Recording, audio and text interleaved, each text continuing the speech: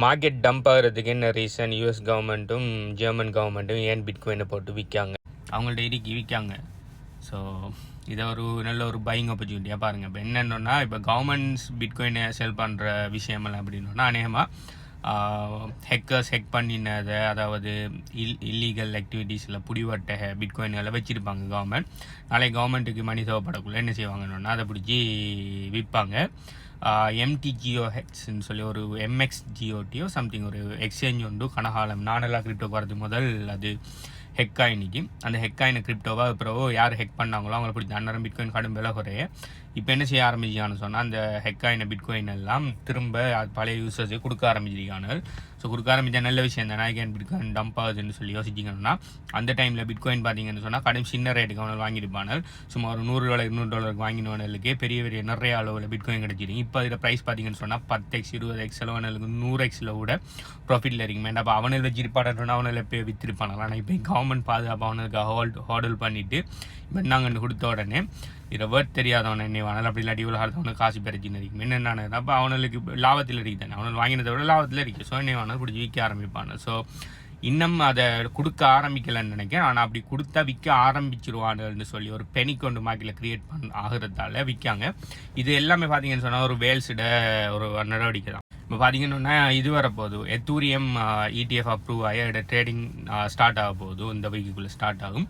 So start ஆகினா market pump ஆகுன்னு சொல்லி தெரியும். ஸோ மார்க்கெட் பம்ப் ஆகுறதுக்கு முதல் வேல்ஸுக்கு என்ன செய்யணும்னா கிரிப்டோஸ், அதாவது எத்தூரியம் பிட்காயின் போன்ற நல்ல கிரிப்டோஸ்களை நல்ல லாபமான ப்ரைஸுக்கு வாங்கணும்.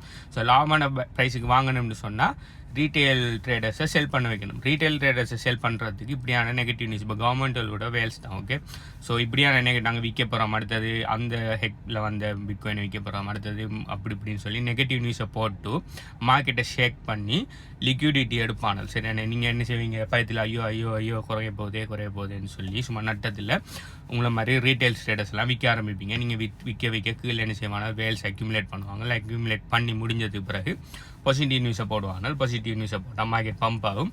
பம்ப் ஆகினது அப்புறம் அவனை லாபத்துக்கு வாங்கினது உங்களுக்கு திரும்ப வைப்பான. திரும்ப மார்க்கெட் பம்ப் ஆகி சொல்லிவிட்டு ஃபார்மே உள்ள போய் நீங்கள் வாங்குவீங்க. இதுதான் வளமையாக நடக்குது. எத்தனை தரம் செஞ்சாலும் திரும்ப இது நடந்துக்கிட்டே இருக்குது. ஸோ சும்மா மார்க்கெட் சின்ன கரெக்ஷன் எடுக்கிறதுக்கெல்லாம் நீங்கள் பயப்படாதீங்க. ஓகே, மார்க்கெட் கரெக்ஷன் எடுக்கிறதும் திரும்ப மார்க்கெட் பம்ப் ஆகிறதும் நார்மல் தான்.